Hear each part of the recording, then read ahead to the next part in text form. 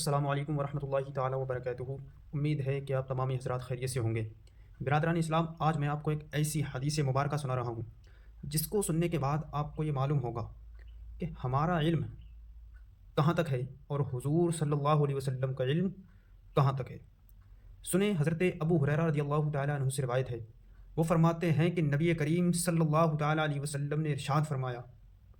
کہ اس ذات کی قسم جس کے قبضۂ قدرت میں میری جان ہے،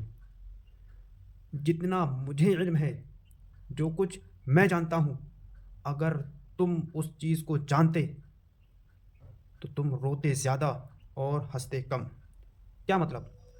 مطلب یہ ہے، یعنی دوزخ کے عذاب، جہنم کی سختیاں اور اللہ تبارک و تعالیٰ کی پکڑ جو مجھے معلوم ہے، اگر تم کو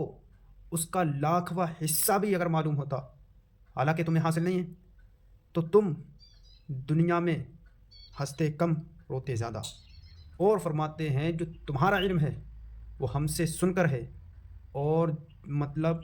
سنا ہوا اور دیکھا ہوئے کے مقابل کب ہو سکتا ہے۔ تو اس سے دو مسئلے جو ہے نکلتے ہیں۔ ایک تو یہ، ساری مخلوق کا علم حضور صلی اللہ علیہ وسلم کے علم کے آگے ایسا ہے جیسے سمندر کے مقابلے میں ایک قطرہ۔ اور جو لو تعلمون ہے، یہ سارے صحابہ اکرام سے خطاب ہے۔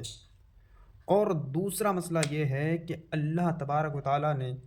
حضور صلی اللہ علیہ وسلم کو، حضور صلی اللہ علیہ وسلم کے قلب مبارک کو اتنا قوی، اتنا طاقتور بنایا ہے کہ حضور صلی اللہ علیہ وسلم ساری چیزیں جانتے بھی ہیں، اس کے باوجود آپ جو ہے لوگوں کے سامنے ہنستے بھی ہیں، آپ لوگوں سے تعلقات بھی رکھتے ہیں۔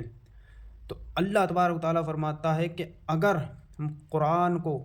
کسی پہاڑ پر اتارتے تو قرآن سکتے ہیں کہ میرے حضور صلی اللہ علیہ وسلم کا قلب مبارک کتنا طاقتور اور کتنا قوی ہوگا کہ پہاڑ بھی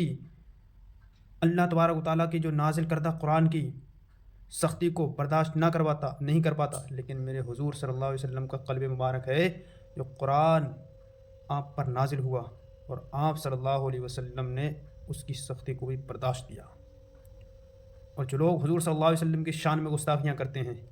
ان جاہلوں کو، ان بدبختوں کو یہ ویڈیو